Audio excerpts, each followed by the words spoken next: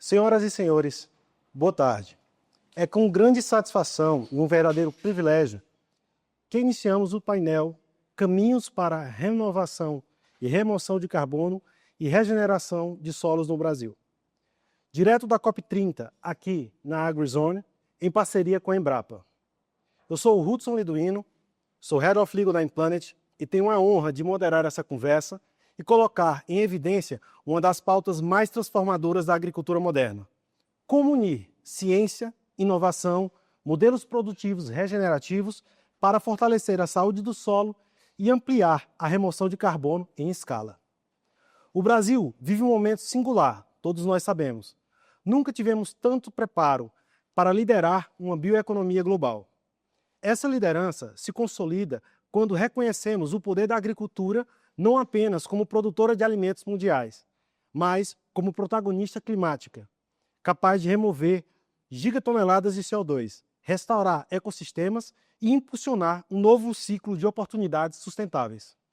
Neste painel, vamos integrar pesquisa científica, tecnologias imigrantes, inclusive emergentes, inclusive Enhanced Rock Weathering, e uma dinâmica do mercado de carbono, e o papel estratégico da indústria de mineração dos remineralizadores.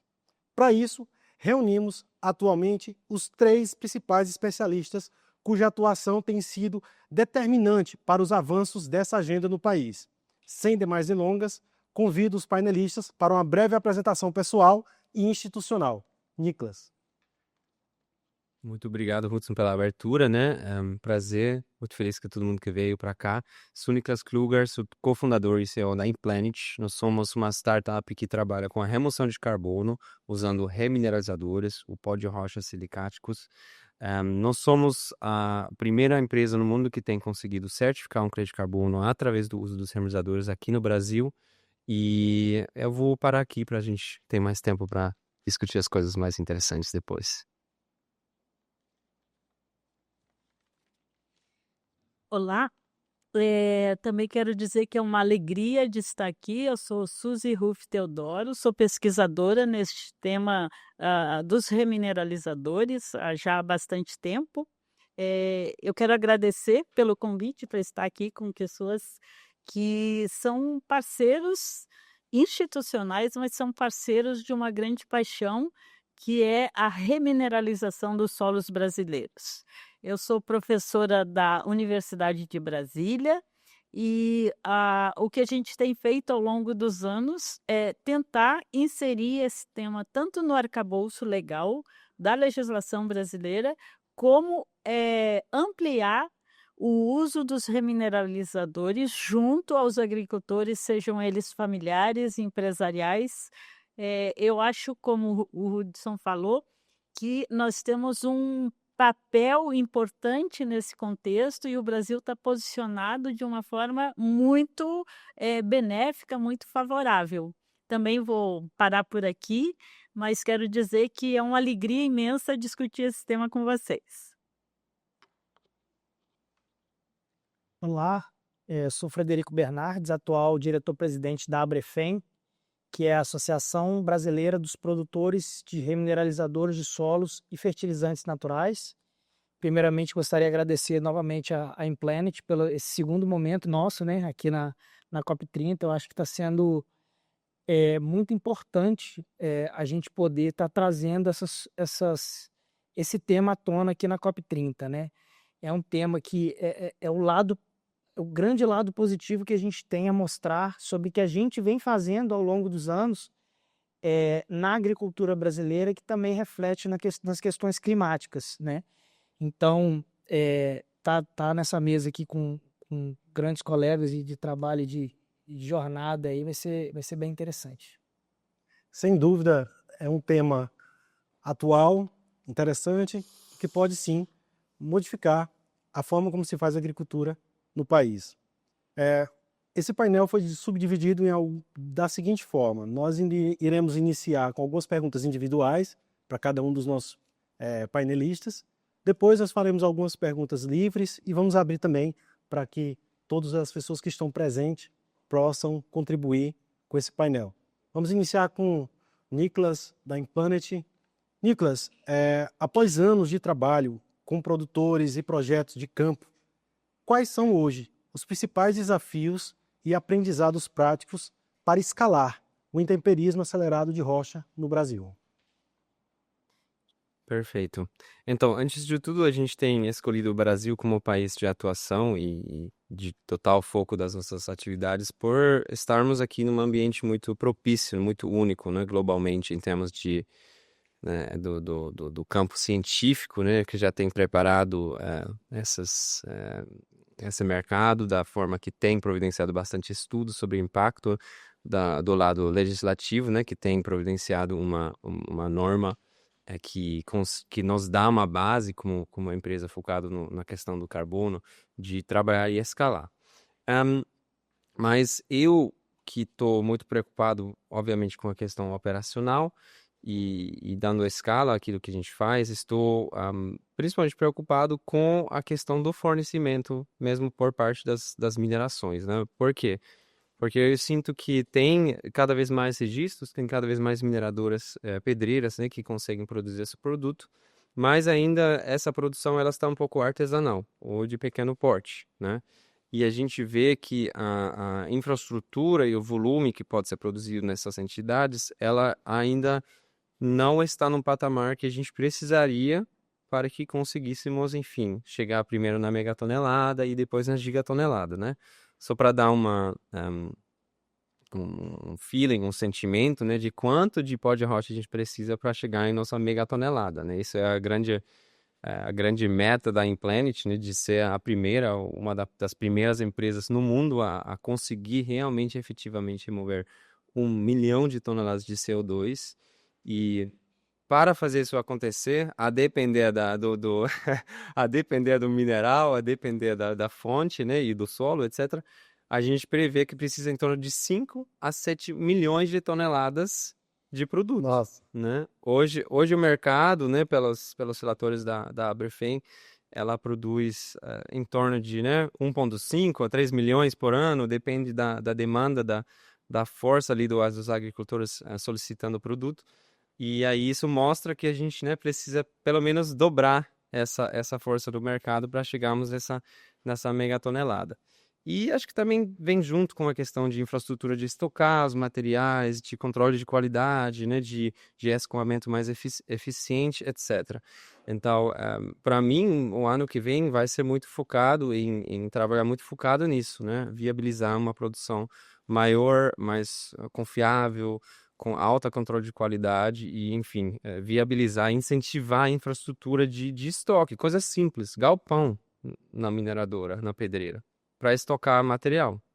Coisas assim, ainda temos que trabalhar bastante para abastecer o agro também de maior escala, né? Porque minha preocupação é a gente ver os impactos muito positivos para os agricultores, né? A gente vê os agricultores que aplicam, querem reaplicar.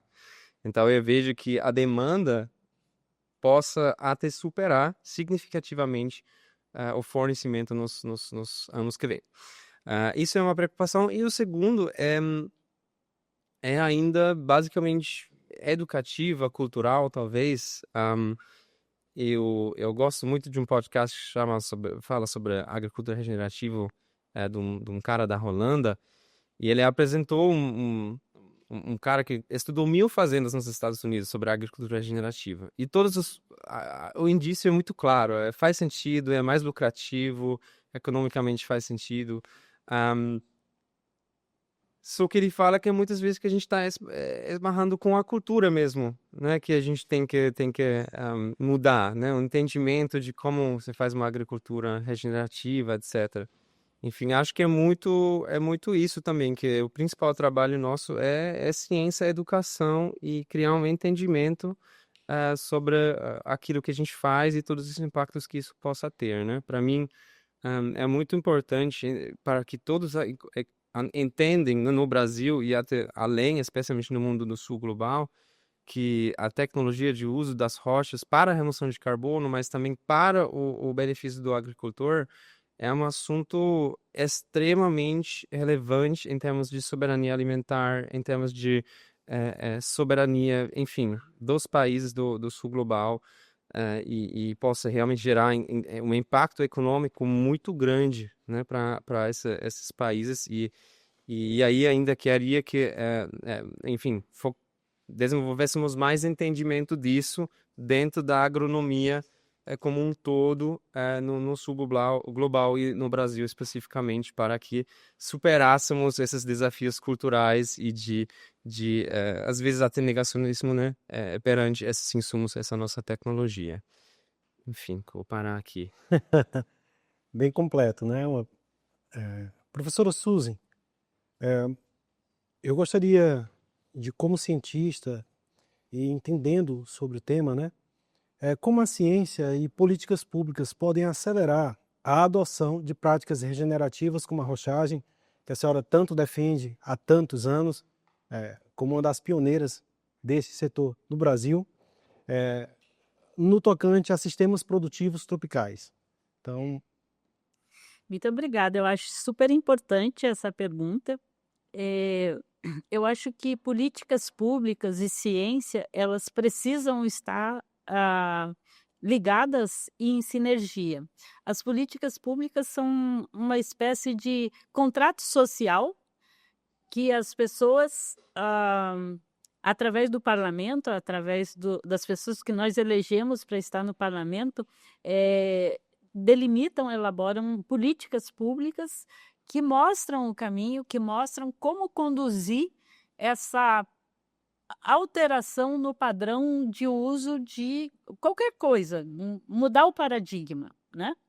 E a ciência, ela, mais do que mostrar os caminhos, ela vai favorecer na construção de um novo conhecimento com inovação e mostrando como isso pode ser transformador para países como o nosso. Eu queria assim, resgatar um pouquinho da questão que o Nicolas colocou, que eu acho extremamente importante. Os remineralizadores foram inseridos no Plano Nacional de Fertilizantes depois de muita pressão do grupo para que eles estivessem representados. E o governo estimou que nós teríamos como metas diferente ao longo dos anos e aumentando o número de produtos registrados e o número de produtos que seriam comercializados. E aqui, se o Fred pode me emprestar um pouquinho, aqui na revista Novo Solo, da Abrefem, tem uma matéria, nesse último número, que mostra que o Brasil, que é um país extremamente geodiverso, pode fazer isso muito rapidamente, porque já existem produtos que já foram explorados, lavrados, e que são semelhantes aos remineralizadores já registrados, para a gente ampliar muito rapidamente essa possibilidade. E complementando, Nicolas, eu acho que a ciência tem um papel decisivo nessa mudança de paradigma, porque é através do conhecimento, é através da experiência que a gente vai, então, fazer uma ampliação dessas possibilidades. Mas, de toda forma, e respondendo sua pergunta, resumidamente, as políticas públicas representam um contrato, na minha opinião, um contrato social e político, inclusive, e a ciência tem o papel de indicar os mecanismos e as metodologias por meio da inovação. excelente. Por estarmos na AgriZone, na Embrapa, eu acho muito importante trazer a simplificação do modelo de negócio, de como a agricultura está modificando para uma agricultura regenerativa tropical, né, pautada na utilização de remineralizadores de solo e sequestro de CO2. Para isso, eu gostaria de perguntar para o Frederico, com o avanço do mercado de carbono, Frederico, muitos produtores passam a enxergar os remineralizadores também sobre a ótica da geração de créditos. Porém, a transição no campo ainda depende fortemente de aconselhamentos técnicos, muitas vezes pautado em agrônomos ligados a modelos convencionais de fertilidade. Como garantir que os agricultores e seus principais agentes de informação adotem os remineralizadores pelo seu valor agronômico comprovado, reduzindo a dependência de insumos importados e, ao mesmo tempo, em que integram uma forma segura de trazer uma escalabilidade ao potencial climático dessas áreas. Excelente pergunta, Ruth. Então vamos lá, vamos começar do começo. Né? A questão da tecnologia da rochagem, ela já vem de bastante tempo. Né? A gente está aqui com uma das pessoas que trabalharam, foi uma das precursoras, junto com Otto, com Éder, uma série de outros pesquisadores que vieram ao longo desse tempo de lá para cá, trabalhando pesquisa da rochagem. A gente já teve 5 congressos de rochagem, né? Então a gente tem pelo menos algumas centenas de artigos publicados sobre a questão da rochagem e a utilização dos remineralizadores. Uma questão que eu trago sempre que é muito importante é que os remineralizadores eles são uma categoria de insumos, né? Então, remineralizador não é tudo igual. Voltando, dando um passo atrás ainda sobre isso, existe uma fala, né, sobre a questão do pó de rocha, né? Todo remineralizador é um pó de rocha, mas nem todo pó de rocha é um remineralizador. Então, existe ali minimamente uma barreira de entrada, que é o Ministério da Agricultura, né, que a gente defende muito dentro da associação, que todos os produtos a serem utilizados precisam ter registro no Ministério da Agricultura, sejam eles remineralizadores de solos ou fertilizantes naturais, e aí dentro desses fertilizantes naturais sejam fertilizante mineral simples ou alguns outros tipos, né? Enfim, então esse é um ponto muito importante. Sobre a questão da megatonelada, Nicolas, eu até anotei aqui, tá, o volume que você precisa, vou estar anotado, então vou me encomendar para o ano que vem. Vamos lá, os números do Plano Nacional de Fertilizantes, quando a gente discutiu sobre os números lá atrás, eu fui perguntado uma vez sobre o pessoal do Ministério da Agricultura, falou assim, os números são bem desafiadores, né? Eu falei, são bem factíveis. Não são difíceis de chegar. Por que eu digo isso? Eu digo com números que a gente já tem. A gente, em 2022, já produziu e comercializou 3 milhões de toneladas. Hoje a gente está em 1,5. Por que a gente voltou metade para trás? Essa é a grande pergunta. Então, eu acho que o grande gargalo hoje, Nick, discordando um pouco, de que você comentou, não estaria tanto nas mineradoras. É claro que concordo plenamente que a gente ainda precisa se profissionalizar muito em relação às menores, né? Tem muita gente que está começando agora, entrando no mercado, e a gente tem que entender que para produzir um remineralizador, a gente tem que integrar os setores, não o setor mineral com o setor agrícola, e essa dificuldade de conversa, de integração, é uma dificuldade realmente, mas precisa ser feita. Quando a gente fala de sequestro de carbono através da utilização dos remineralizadores, através da utilização agrícola, a gente tem que entender que a gente precisa, para escalar isso, a gente precisa passar pelo agro. E para a gente chegar no agro, a gente tem que trazer benefícios agronômicos. Então a gente tem que demonstrar esses benefícios agronômicos, mensurar esses benefícios agronômicos, porque é daí que o produtor rural fala, eu quero, eu preciso, eu gosto, é legal, me dá resultado, enfim, pela qualidade da bebida de café, pela qualidade do fruto, resiliência da planta. A gente tem vários relatos e comprovação científica em relação a isso. Então, eu acho que assim, a gente está passando por um momento agora muito interessante que, no jargão popular, a gente está com a bola quicando. Se a gente deixar a bola quicando e não chutar, a gente perde a oportunidade. Então, a oportunidade está na nossa frente agora. O Brasil, a gente teve agora andando, a gente foi Congresso em Nova York, a gente esteve aqui na COP semana passada, a gente está aqui novamente, a gente está andando aonde a gente pode para falar sobre isso, né? E a gente vê que realmente, de todos os outros países que estão trabalhando com isso, o Brasil está largamente à frente. Mas eu acho principalmente por 3 razões. Pesquisa científica, regulamentação única no mundo, a gente tem, e o mercado e o agro pujante querendo esses insumos, né? Então, se você me perguntar hoje qual é o maior desafio disparado que eu vejo, realmente é o mercado. E esse desafio a gente vai superar com ciência, sim, mas com comunicação. Então, a Suzy apontou a revista Vale Solo, a gente um dos nossos pilares na associação é realmente trazer essa parte de comunicação. Então a gente desenvolveu a revista técnica, a revista Novo Solo, que é uma revista que traz informações, mas também traz artigos técnicos sobre isso, exatamente para a gente poder se informar e informar os outros sobre tudo que está acontecendo em relação a esse mundo. Então, essas ações de comunicação, a gente demonstrar resultados de pesquisa e cases de sucesso, como a gente tem alguns aqui, né? A gente estimula também o pessoal a estar utilizando. E eu acho que o mercado do carbono está vindo agora como mais uma ferramenta, uma forte ferramenta, com um apelo social, climático, forte, mas também com apelo econômico, né? Eu acho que se a gente trouxer mais ferramentas econômicas para ajudar o produtor rural a utilizar esse tipo de produto de forma mais escalada, eu acho que a gente resolve em partes o problema de escalar a tecnologia. Isso. Muito bem. Eu gostaria de registrar a presença do professor Luiz Bavieri. Professor, fique à vontade para se apresentar. E logo em seguida eu gostaria de fazer uma pergunta direcionada. Fique à vontade. Bom, eu ainda não sou, eu sou mais aluno do que professor.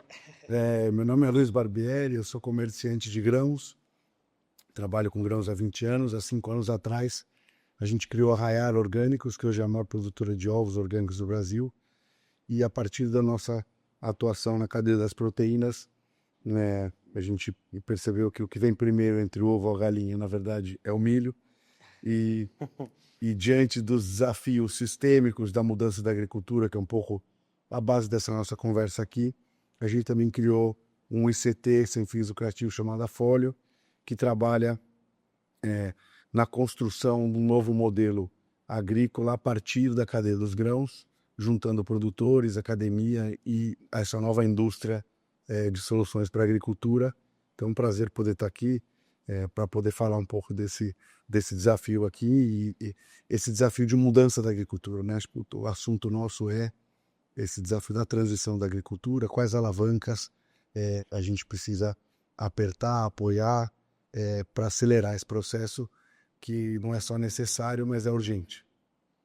Nossa ideia foi justamente essa, juntar representantes da agricultura, dos remineralizadores, da academia e a empresas que são implementadoras de projetos de crédito de carbono, que são as partes envolvidas nessa empreitada, né? Então, Luiz, com sua experiência à frente de uma das maiores produtoras orgânicas do país, quais são as barreiras e oportunidades para tornar a agricultura regenerativa viável e em escala comercial? Muito bom. Eu acho que a gente, como eu falei, a gente criou a Folio porque a gente entende que a gente precisa ter um esforço competitivo e de transição, né? Não é uma organização, uma empresa sozinha que vai construir esse modelo, dada a complexidade dele, né? Um dos motivos que a gente começou essa jornada há 6 anos atrás é uma visão a partir da nossa experiência na agricultura, de que o modelo da Revolução Verde, que trouxe a gente até aqui, não entrega mais o resultado que entregou, né? E aí o modelo da Revolução Verde, só para a gente relembrar, é um modelo baseado no uso de fertilizantes solúveis, no uso de pesticidas químicos e na transgenia.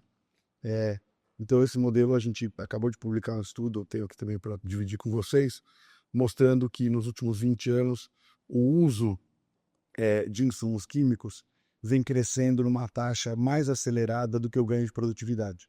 Ou seja, a gente precisa cada vez mais de litros e quilos de insumos químicos para produzir a mesma quantidade de grão. Logo, não é sustentável.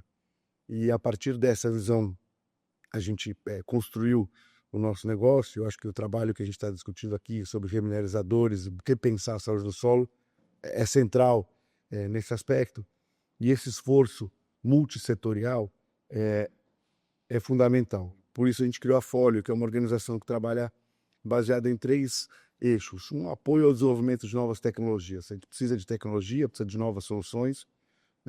O outro é a construção de dados. que já tem muita tecnologia, mas os dados estão desorganizados.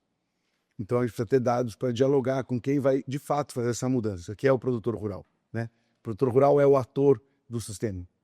E por último, a difusão de conhecimento, porque essa nova agricultura é uma agricultura de base de conhecimento, muito menos contrapondo com o modelo anterior, que é uma agricultura de base de produto, né? Então, esse tripé para nós é fundamental, e a gente enxerga esse tripé atuando nas 4 patas do novo sistema agrícola, na nossa visão, em contraponto com o tripé da Revolução Verde, que é bioinsumos, genética, mecanização e ecologia da paisagem. Acho que esse combo de coisas precisam ser repensados para a gente entregar esse modelo. Um pouco pensando nisso, a gente começou um trabalho em parceria com a Universidade Federal de São Carlos, que é a maior fazenda universitária do estado de São Paulo, que chama Lagoa do Sino, que é uma fazenda produtora de grãos, doada pelo escritor Raduan Assam para a universidade, e lá eles produziam grãos no modelo da Revolução Verde, e a gente tem trabalhado junto com os professores, pesquisadores e alunos, em parceria com mais de 20 empresas do setor de bioinsumos, na criação de um novo modelo para a agricultura, que a gente chamou de transição tropical.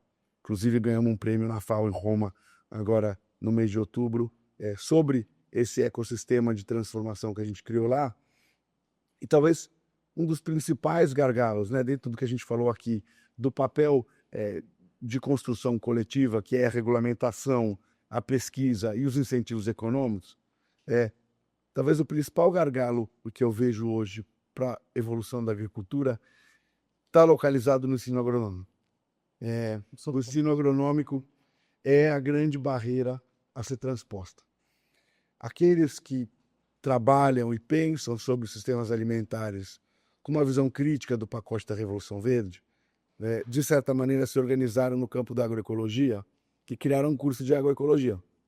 Só que a agroecologia ficou como se fosse um condomínio na cidade, porque o curso das ciências agrárias, como um todo, é muito maior do que o curso de agroecologia, e os cursos de ciências agrárias continuam ensinando o modelo antigo. Então, a gente trabalha com produtores rurais, inclusive vários dos fornecedores da Raiar já são utilizadores dessa tecnologia da remineralização e da relação de carbono, e muitos dos produtores que nos procuram querem mudar o modelo, estão desconfortáveis com o pacote tecnológico, mas na hora que ele pergunta para o agrônomo dele, o agrônomo fala que não vai funcionar. Então, a gente está trabalhando a partir dessa experiência prática, porque a gente só entende que a construção vem a partir da prática, uma sugestão de mudança curricular para o ensino agronômico.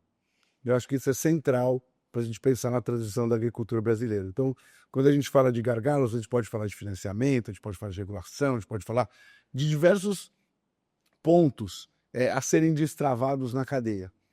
Mas eu acho que o agente dessa transformação é o engenheiro agrônomo, quem coloca em prática, e eles não estão sendo formados com essa visão de mundo, uma visão de agricultura tropical. Né? Concordo. De certa maneira, a gente tropicalizou a agricultura, mas não criou um modelo tropical. Quer dizer, não criou, não implementou, porque criou. Né? As Embrapas, as ações precisas brasileiras, né? Eu tive algumas mesas com a Maria Ângela Hungria ao longo da COP. Hoje, como um exemplo, no mercado de bioinsumos, hoje representa menos de 10% do mercado de agroquímico. E segundo a professora Maria, com as soluções já existentes, já testadas, já validadas, poderia ser quase 70%. Né? Então, não é que a gente precisa criar do zero. Está aí, está sendo feito. O Instituto Biológico de São Paulo, por exemplo, que trabalha com controle biológico, esse ano completou 98 anos. Né? Então, acho que as soluções estão aí e essa articulação Nós concordamos. dos diversos atores é fundamental. Concordamos absolutamente que a educação é um dos pontos principais nessa transição para uma agricultura regenerativa tropical mais pautada na ciência, né? E nas atualidades. Por causa disso, eu gostaria de perguntar para Nicolas, Enhance Rock Weathering se conecta diretamente com o mercado voluntário atualmente, né? E futuramente, num curto espaço de tempo, com o mercado regulado brasileiro. Como garantir que a metodologia de MIV tropical sejam suficientemente robustas para atrair compradores institucionais exigentes e, ao mesmo tempo, práticas para a agricultura e parceiros industriais? Essa é a pergunta de $1 milhão, né? Acho que para todo mundo que trabalha nessa frente do carbono em geral e especialmente no intemperismo acelerado, né? Hoje a gente tem um trabalho muito rígido, muito empírico, né? Com muito suor, assim, em campo, né? Para quantificarmos cada tonelada de carbono removido. E a meta, obviamente, é de coletar muitos dados agora, né? Ter uma mensuração muito rígida nesse momento, para no futuro a gente faz uma migração para modelos baseados em modelagem, né? Quantificação baseada em modelagem. Ahm, pelo que parece, né? Pelo alinhamento científico global, isso vai ainda demorar um pouquinho, porque ainda estamos num ponto de cientificamente de brigar qual tipo de modelo, qual jeito de modelar isso tudo é aceitável ou não. Mas eu acredito assim, a gente já hoje vê claramente tendências que, uma vez a gente monitorou uma certa área, um certo agricultor, entendemos um certo solo, uma certa combinação de fatores, a gente pode começar a, por exemplo, reduzir a densidade de amostragem de solo, ou, enfim, adensar a amostragem de líquidos num solo apenas numa certa área. Então, tem algumas metodologias deixa mais razoável esse trabalho de mensuração, porém mantendo ele rígido, né? Mas o futuro vai nos mostrar, assim, quando a gente consegue fazer essa migração para modelos. Eu acho que hoje, realmente, trabalhando nesse mercado, como ele está muito baseado em confiança, a gente tem que ser... A tendência é ser, na real, ser mais rígido nesse momento e aumentar ainda a densidade e o número de amostras do que reduzir. Enfim, a gente está nessa balanço, né? Mas eu não tenho a resposta, mas eu acho muito interessante a provocação dentro desse mundo do carbono. Quanto que a gente quer gastar com medição e quanto que a gente quer gastar com criar realmente, efetivamente, o impacto de remoção de carbono ou o impacto agronômico. Porque a gente poderia também argumentar que, como a gente está gastando tanta coisa tirando amostras, analisando amostras, etc., etc., e a gente tem que fazer isso em todos os nossos projetos, se a gente alinhasse que não, a gente faz isso em 25% de todas as aplicações e os outros 75% a gente salva esse esforço, esse enorme custo de monitoramento, investe em compra de germinalizador e aplicação de germinalizador, será que no final das contas a gente cria um impacto maior do que investindo tudo isso em mensuração? É um pouco polêmico. Nenhum dos nossos compradores quer ouvir isso, obviamente. Eles todos querem ter créditos rigidamente mensurados e certificados, e isso é o jeito como a gente trabalha. Mas eu gosto muito dessa provocação no mundo do carbono, porque a gente pode se perder também na quantificação e na mensuração, e dessa forma pode se perder uma parte do real impacto que a compra e aplicação de germinalizador e redução de insumos químicos, etc., e o intemperismo que a gente quer gerar, né? Enfim, deixando aqui essa provocação. Super interessante. A gente pode afirmar que a transição regenerativa demanda escala e colaboração. Isso é um fato. Contudo, como aproximar mineradoras, universidades, agricultores e empresas de tecnologias climáticas para formar uma cadeia de valor sólida para o Brasil? Gostaria de fazer essa pergunta em conjunto agora para a professora Suzy e o Nicolas pudessem trazer aí não uma resposta, mas pelo menos um caminho viável. Eu acho que antes de responder essa pergunta é super importante, porque ela aponta o futuro, né? Eu acho que a gente tem que ter em mente o seguinte, e aí até utilizando um pouco da sua fala, o modelo convencional tem aí 60 anos em que teve treinamento, os agricultores não precisam sair de casa para comprar adubos. As empresas têm um mercado que faz chegar esses produtos nos estabelecimentos, o banco paga, ele assina um crédito que vai para o vendedor de adubo e depois ele paga em sacas de produto. Então, e tem um exército, e chama exército mesmo, de pessoas que vendem esses adubos e são formadas nesses cursos convencionais de agronomia que dizem que o que está fora disso não funciona. Então, é uma transformação, uma mudança de paradigmas, e eu acho que isso é importante. E para mudar esse cenário, na minha opinião, além de muitas coisas que precisam acontecer, eu acho que tem 3 coisas importantes no Brasil, assim, pensando no Brasil e como quantificar essa questão dos créditos de carbono. Primeiro ponto, a gente tem que aprender e incorporar uma verdade. Nós precisamos tirar o carbono que está lá na atmosfera e armazenar no solo. Esse é o motivo da transformação.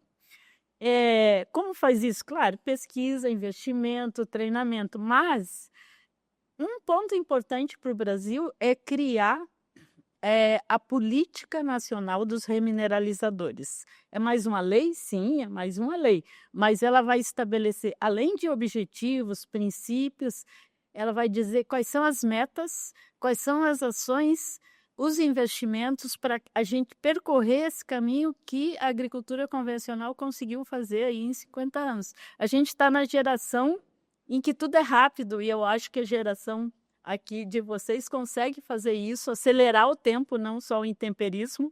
A gente consegue acelerar o processo através de uma legislação que já está pipocando, já tem 2 estados, quase 3, com políticas estaduais de remineralizadores. O outro ponto que eu acho crítico e precisa melhorar refere-se à normalização do que é um remineralizador na Agência Nacional de Mineração.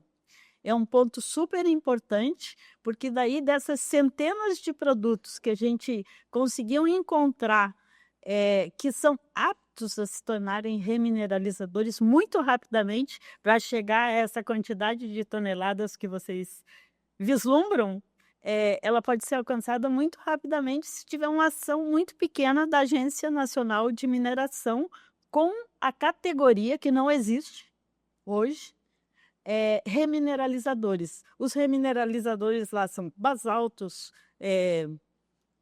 qualquer rocha, o nome da rocha e não o nome do produto. E um terceiro ponto que é importante e tem a ver com essa fala é capacitar a nova geração, investindo na formação, e aqui eu queria deixar uma sugestão para as empresas, que é investir em editais para formar os potenciais replicadores deste modelo. Isso é papel do Estado? Sim, mas é papel da iniciativa privada também investir em formação. Qualificar os nossos profissionais não é uma coisa rápida e simples, mas ela é efetiva. Você colocar recursos, ainda que não sejam tão grandes, dentro de centros de pesquisa para gerar, por exemplo, metodologias, formas de quantificar quanto de pó de rocha se vai usar em diferentes agroecossistemas, isso é muito importante. Então, eu vislumbro esse caminho como uma possibilidade de mudança importante para que a gente alcance sucesso, não em 50 anos, mas vamos reduzir aí para 10. Super interessante. Nós sabemos a inserção da nova legislação do SBCE, Sistema Brasileiro de Comércio de Emissões e Gases do Efeito Estufa, e com base nessa legislação, muita coisa está sendo modelada, regulamentações estão acontecendo, né? E eu gostaria de perguntar para o Federico e para o Luiz, uma pergunta objetiva, como alinhar a ciência, a regulação do mercado, para acelerar o uso dos remineralizadores e consolidar o Brasil como referência global na agricultura regenerativa.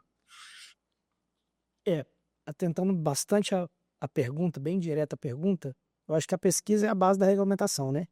A gente não consegue construir uma regulamentação se a gente não pesquisou e não trabalhou exaustivamente em cima disso. Isso é até uma coisa que a gente briga de vez em quando a gente vai falar mas não funciona. Como não funciona? Você tem uma regulamentação, você já tem centenas de artigos falando sobre isso, Sem contar os trabalhos privados que cada empresa faz, que eu acho também é uma coisa muito interessante isso. E a gente também, como associação, a gente está tentando estimular para com que as empresas publiquem mais, né? Porque inicialmente existe um negócio de mercado que todo mundo quer fazer o seu ali e o pessoal não quer mostrar muito como está fazendo, né? Mas como a gente está conversando, né? O mercado é gigante. Hoje, se o mercado vier com voracidade, a gente realmente não consegue atender. E a gente viu isso muito claramente em 2022. A nossa dependência em relação a fertilizantes não é uma dependência que surgiu em 2022, ela só foi mais evidenciada. Hoje a gente depende mais de 80% dos fertilizantes convencionais, sendo mais de potássio, fósforo e nitrogênio um pouco menos, mas a gente depende muito desses fertilizantes, né? Então, em 2022, lá eu administro uma empresa no interior de Minas, né? Que a gente não tinha mais aerosolizador para cadeia. A gente chegou no meio do ano e falou, ó, já tô com tudo fechado, a fábrica vai produzir até o final do ano para entregar o que eu já vendi. Eu não consigo vender mais, então eu não consigo entregar. E isso tudo, dando assistência técnica, pós-venda, e entrega de produto e tudo mais. Então, Isso aconteceu por causa da crise. crise da Rússia e da Ucrânia. Então, lá atrás a gente pensava assim, Que demonstrou ser uma opção viável. completamente. Então, lá antes de Covid, antes dessas coisas, a gente falava assim, é impossível um país fechar todas as portas para outro país. No Covid a gente viu que não é só possível, como aconteceu. Com a guerra da Rússia e da Ucrânia, a gente viu que as sanções impostas, elas acontecem, né? E a gente viu que Estão acontecendo. a gente não teve grandes problemas. A gente, com a nossa produção nacional, a gente conseguiu tapar os buracos. Também não foi uma suspensão total, né? A gente conseguiu tapar os buracos. Por que não? Aí eu trago de volta o ponto das políticas públicas, né? Quando, vamos falar de um exemplo bem antigo de rochagem, que é a utilização do calcário, né? Na utilização do calcário tinha N políticas públicas direcionadas à utilização de calcário, que inclusive tem até hoje, de prefeituras que doam calcário para a parte de agricultura familiar, enfim. Por que não desenvolver políticas públicas nesse sentido para a difusão dos remineralizadores, né? Então, acho que é essencial e tudo vai vir. A base disso tudo sempre vai ser pesquisa, né? Então, a base da regulamentação vai ser pesquisa, a base de utilização vai ser pesquisa, a base do ensino vai ser pesquisa, a base de tudo vai ser pesquisa. Eu acho que isso todo mundo tá de acordo aqui em relação a isso. Se vocês querem complementar. Eu acho que esse tema tem uma coisa bem interessante que eu fiquei pensando um pouco para essa nossa conversa, que é como o tema do carbono ser um viabilizador da mudança de prática agronômica. Eu acho que, para mim, o tema do carbono ele não é central na transição da agricultura, ele é marginal, né? Porque, de fato, a gente precisa transformar os sistemas alimentares para um modelo que seja resiliente e saudável. Então, tem uma agenda de mitigação, mas tem uma agenda de adaptação relevante. E a gente não pode esquecer que a gente está produzindo comida, né? A gente discute as práticas agronômicas sem discutir o tema da nutrição, né? Eu vi um estudo recente muito interessante mostrando a diferença de densidade nutricional de diversos alimentos. E tem lá uma cenoura, por exemplo. A cenoura com menos e com mais nutrientes tem 7 vezes de diferença. Você imagina se você comer 7 cenouras para ter a mesma quantidade de nutrientes. E esse debate não está travado no nosso dia a dia de discussão de práticas agronômicas. E o estudo mostrava que a principal correlação entre aumento de densidade nutricional é o aumento da microbiologia no solo. E não existe microbiologia no solo usando ureia, não importa se verde, cinza, marrom ou roxa. Não existe. Não existe saúde no solo usando MAP, DAP, nem KCL, né? Muito menos fazendo 15 a 20 litros de aplicação entre herbicida, fungicida e inseticida. Então, eu acho que é uma questão nutricional. Então, eu gosto dessa agenda porque eu acho que, de certa maneira, o que eu tenho visto é que a possibilidade de mobilizar crédito de carbono para essa agenda ela é uma agenda de transformação da agricultura, e não ao contrário, né? Porque muitos dos outros projetos de carbono, a partir de uma mudança de prática da agricultura, o colateral é o carbono. Aqui eu acho que tem uma oportunidade, porque se a gente conseguir mobilizar capital para essa mudança de prática, ela é um indutor e ela vai mostrar para nós, com calma, né, Porque acho que um dos desafios do reminerador é que ele é um investimento de longo prazo, né? Talvez um dos problemas da queda do uso do reminerador também seja relacionado à má venda do reminerador, né? Porque ele não é um substituto do fertilizante solúvel, né? Se a gente quiser usar ele para isso, vai dar errado, né? Então, tem que ter uma visão sistêmica. Então, acho que ao a gente conseguir aplicar isso, vamos dizer, subsidiado pelo mercado de carbono, acho que a gente pode ter um papel relevante. O que eu gosto de fato dessa agenda é que eu acho que ela tem um impulsionamento na transição real da agricultura, que é o que eu acredito, é por isso que eu trabalho, para a gente produzir uma comida boa para todo mundo. Então, eu acho que isso me agrada muito, né? E eu acho que é outra coisa que a gente precisa repensar a partir das tecnologias atuais, como a gente vai acelerar a construção da ciência, né? Principalmente a ciência complexa, que é a ciência da natureza, principalmente a ciência complexa de ciclos de safra, né? Muito mais quando a gente falar de sistemas complexos, né? Porque pensa que um produtor rural vai viver 70 anos produzindo, ele vai fazer 70 safras. Quantas vezes ele pode experimentar alguma coisa, né?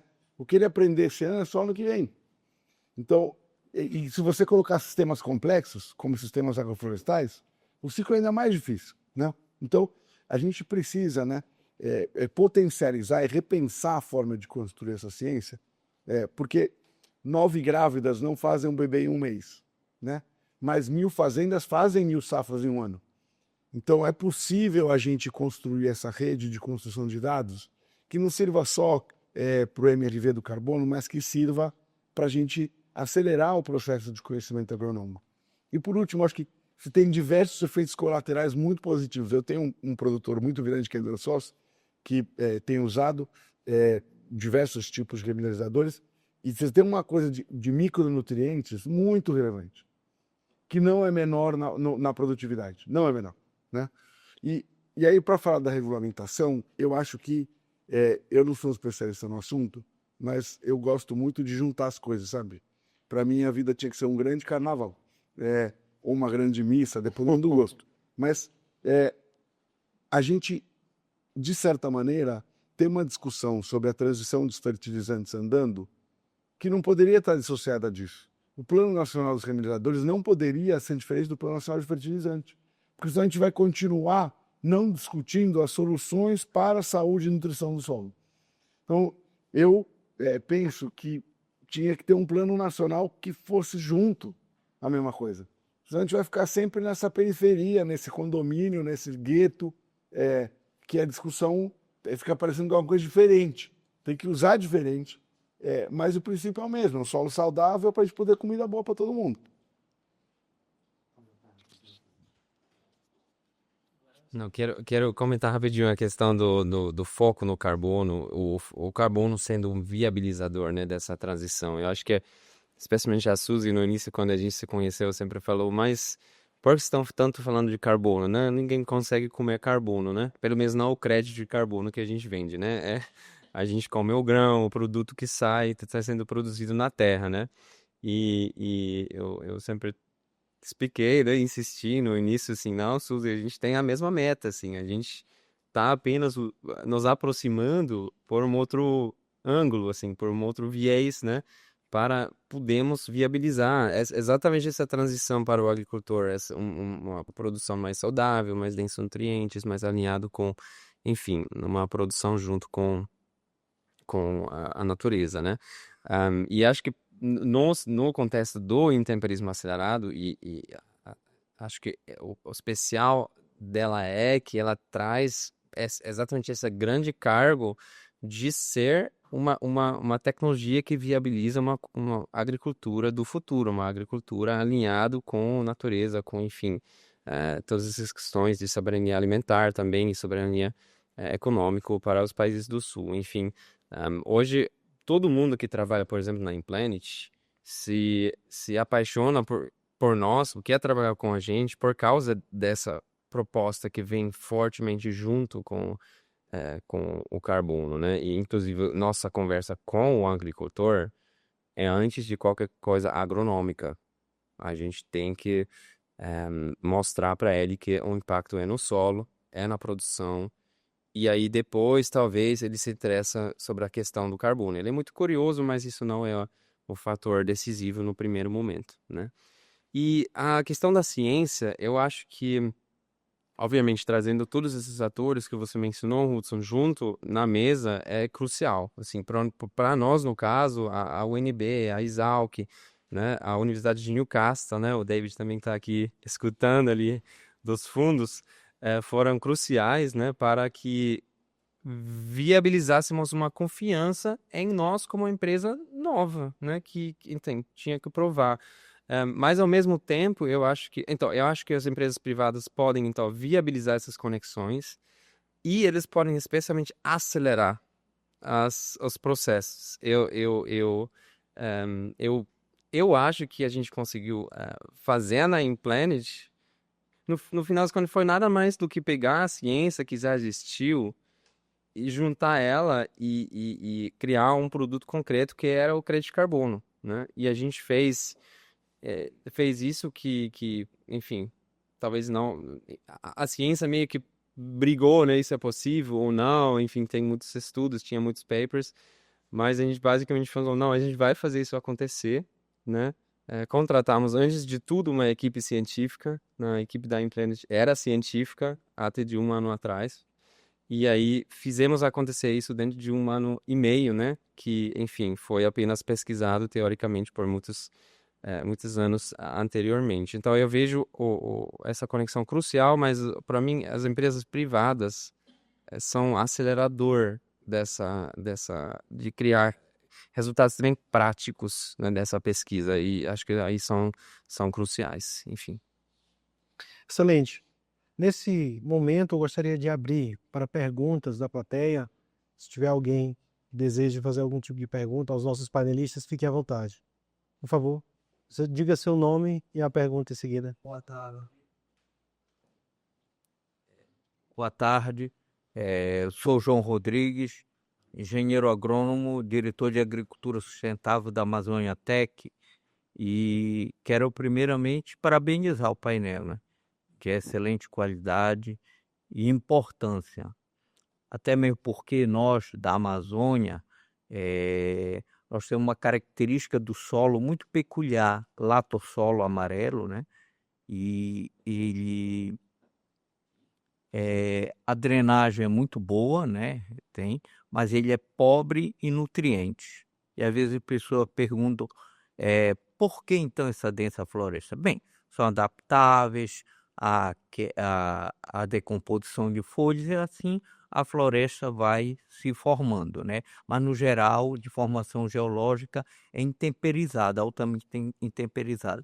E aí faz-se necessário, de muita importância, tá? Os remineradores, inclusive pó de rocha, coisa dessa natureza, no papel nutricional como resgate de carbono, claro.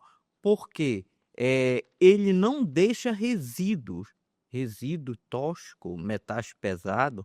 Isso acaba contribuindo, como anteriormente foi falado, acho por aqui, na contribuição dos micro-organismos, a biota do solo. E vocês sabem muito bem que os micro-organismos, eles são responsáveis por simbiose, trabalho junto com plantas, né? E inclusive no resgate do nitrogênio e na decomposição da matéria orgânica, que contribui para o resgate do carbono. Essa decomposição é benéfica, faz com que nasçam plantas e faz o resgate do carbono na fotossíntese, né? Entendeu? Então, é de grande importância. Segurança alimentar, de acordo com a FAO, né? Forma fantástica, entendeu? Me sinto muito contemplado, muito feliz com esse painel, principalmente lamento, como foi falado anteriormente, do engessamento de muitos agrônomos. Isso é em função da formação, né? Você faz isso aqui, né? Ainda bem que eu frequentei muitas escolas de agroecologia, tá? Eu acho muito importante o papel de indústria para poder desenvolver melhoramento genético, mas nós vivemos num momento de transição. a transição, quando se fala, muito propagado na COP30, não só energética, né, que foi colocado muito, mas também na transição geral. E a Embrapa, ela está tendo papel, eu tive uma contribuição na questão da formação da Agrizone na parte de agricultura lá atrás, que é um espaço muito bom de ser visitado, né? Tem uma parte lá de é um sistema agroflorestal, tá? Então a Embrapa, ela tem contribuído muito nessa parte da transição, tá, para agricultores. Eu vi uma palestra também do agricultor de soja, até de Mato Grosso, que ele sofre também essa pressão. E a Embrapa, ela tem desenvolvido papéis importantes. Nesse caso, muito importante o produto de remunerar o solo, né, através desses produtos que beneficiam de forma geral a microbiota do solo e também o resgate do carbono. Parabéns pelo trabalho. Muito obrigado pela colocação. Eu vou aproveitar para fazer a pergunta, então, uma pergunta aberta. Se vocês tivessem que escolher uma única prioridade para acelerar a transição de uma agricultura positiva para o clima, qual seria? Cada um de vocês. Uma única prioridade. Tá, para mim é principal, assim, meu sonho está voltar na COP daqui a, não sei qual otimista você é, na 3 a 5 anos, e todo mundo sabe que o remesador pode remover carbono da atmosfera e é tão importante quanto plantar árvores.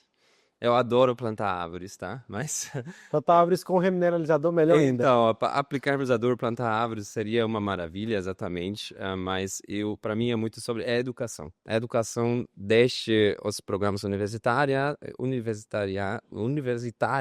desculpa, porque eu sinto que ainda tem professores, eu sei de professores que dentro do sistema universitário no Brasil estão sofrendo falando sobre o assunto de remesadores e uso desses insumos na agricultura. Então tem literalmente tem pessoas que estão se sentindo muito desconfortável, estão se sentindo ameaçado fazendo isso. Isso é o que tem que mudar. Então a educação deixa a universidade até, né, ou a comunidade geral, e assim gerando essa queria colocar hoje com uma varrinha ali esse pensamento de que rochas possam remover Então, carbono. Nicolas, é educação. Para a Educação, senhora, sim. Victoria.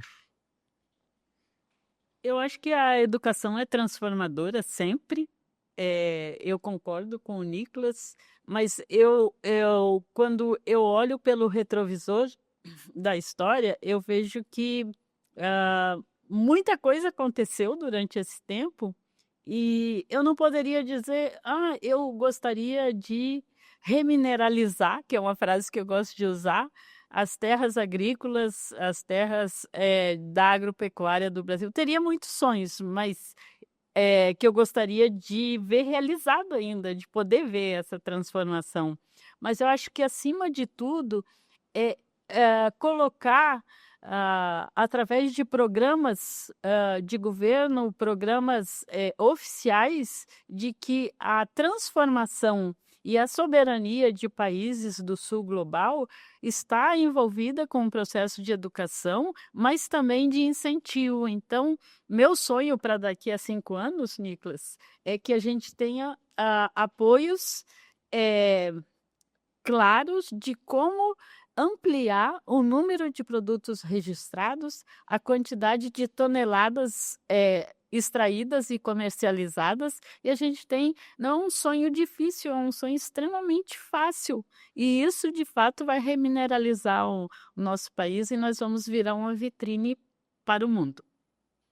Já somos.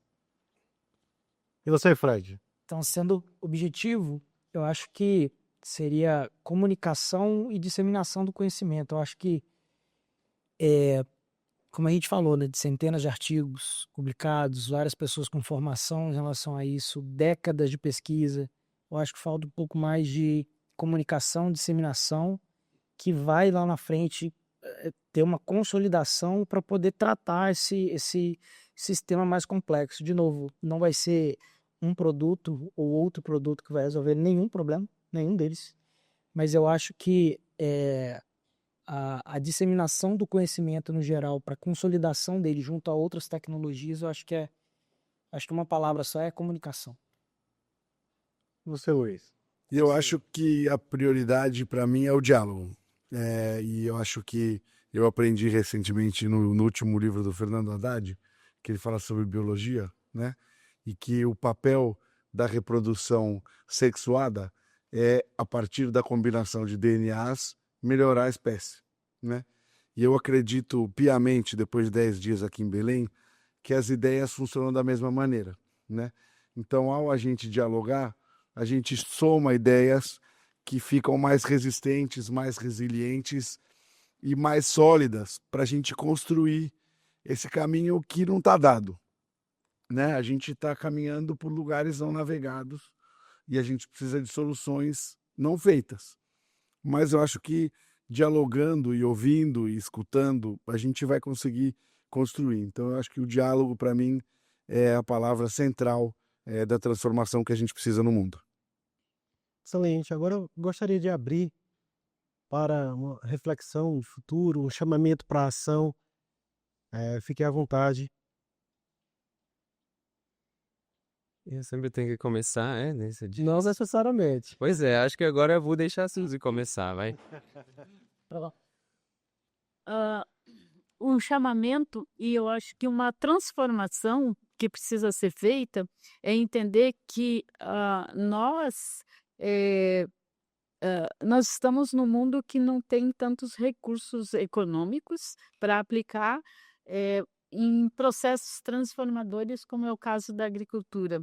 Então, minha sugestão, assim, bem prática, é que os empreendedores, por exemplo, de captura de carbono, como a InPlanet, ou que agregam mineradores, que criem formas de profissionalizar esse conhecimento que a gente precisa, que a gente tem que colocar gente falando disso, e daí a sua fala é importante, porque o diálogo, a troca de conhecimento é um fator primordial para a gente fazer transformação.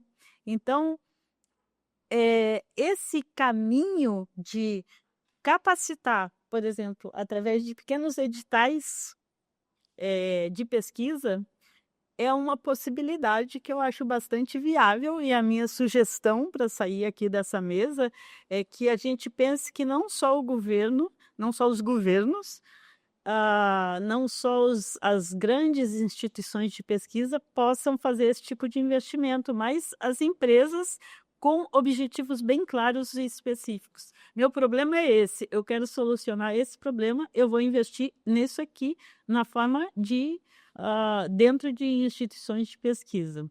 Então, essa é a minha sugestão de transformação neste momento. Obrigado, Suzy. Enfim, acho que eu queria deixar uma palavra final aqui. Eu acho que tudo que a gente falou aqui hoje converge muito, né? E quando o Barbieri falou sobre a questão de densidade nutricional, eu até olhei para a Suzy na hora, porque acho que na terceira edição dessa revista a gente publicou um artigo exatamente falando sobre isso. Que é um tomate de hoje com um tomate de 30 anos atrás, tinha que comer 30, não era nem 7, era 30. Então a gente está produzindo muito mais alimento com densidade muito menor. Então você vai na farmácia, metade da farmácia é suplemento e a outra é remédio. Né? Porque todo mundo suplementa alguma coisa hoje, não tem ninguém hoje que está 100% com todas as vitaminas. Né? Então essa parte dos remineralizadores trazer não só um nutriente, mas sim uma cadeia de nutrientes é muito legal. E a gente trazer isso para publicar na revista, casos de sucesso como esse, eu acho que é muito interessante.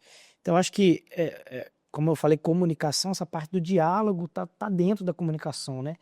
E até por isso, uma das primeiras ações da associação foi criar a revista, exatamente para a gente procurar um ponto que a gente consiga dialogar com todo mundo. Então, aqui a gente fala também de bioinsumos, né? A gente fala da associação de bioinsumos, mineralizadores, enfim. Então, a criação desses mecanismos de parcerias, como você comentou, Suzy, né? As mineradoras, as associações, os institutos, a gente se unir numa direção comum, que está todo mundo andando na mesma direção. Eu acho que a gente economiza um pouco de energia e foca essa energia num ponto comum, no mesmo lugar que a gente quer chegar, né? Que é uma agricultura mais resiliente, mais regenerativa, com a utilização de todos esses sumos que a gente está falando aqui agora. Eu acho que para mim a chamada ação está relacionada a gente entender que o sucesso da agricultura brasileira está calcado numa fragilidade enorme. E embora a gente tenha um ambiente único de pesquisa, de produtores rurais muito tecnificados, muito empreendedores, que adotam tecnologia e que pensam o futuro, e instituições de pesquisa e ensino únicas como a Embrapa e outras universidades federais e estaduais, a gente nos últimos 50 anos foi capaz de resolver uma etapa do sistema produtivo, né? E ao se transformar num grande exportador de alimentos, a gente se transformou num grande importador de insumos para a agricultura. Então, mais de 70% do fertilizante que a gente usa é importado, das moléculas químicas a mesma coisa.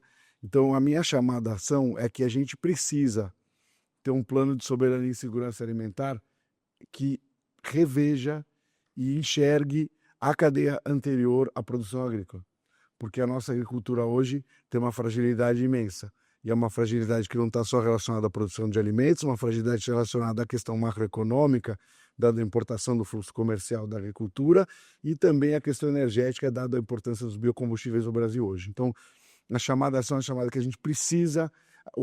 Repensar a agricultura brasileira não é charme, não é coisa, não é supérfluo, né? E eu acho que esse repensar ele precisa ser sistêmico, né? Eu participei de muita conversa aqui e a gente às vezes fica achando que precisa ser não, porque o consumidor não quer pagar a mais por um produto diferente, né?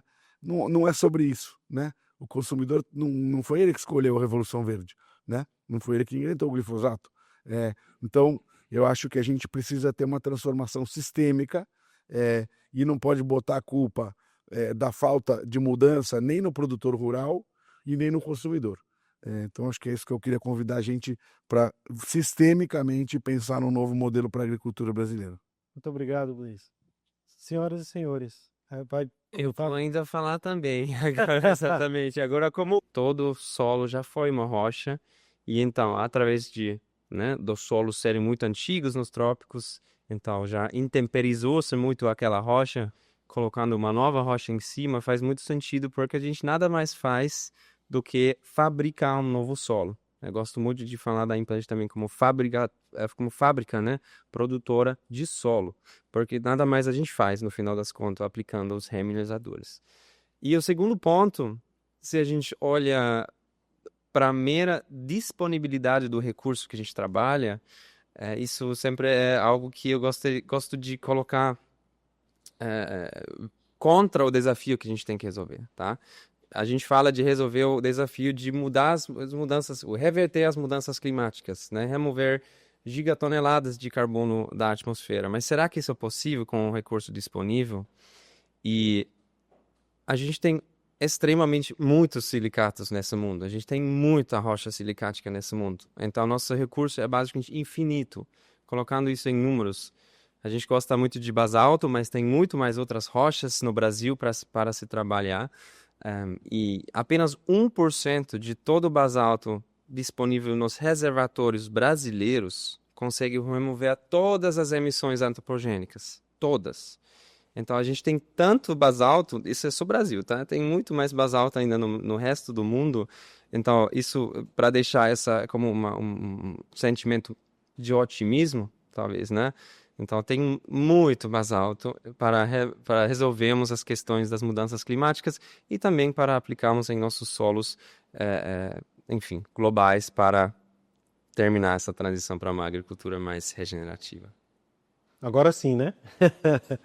Senhoras e senhores, encerramos o nosso painel. Agradeço a presença de todos, especialmente aos nossos painelistas, pelas contribuições claras e valiosas que aqui foram expostas. Ficou evidente que o Brasil tem condições únicas e já lidera a remoção de carbono e a regeneração de solos em escala.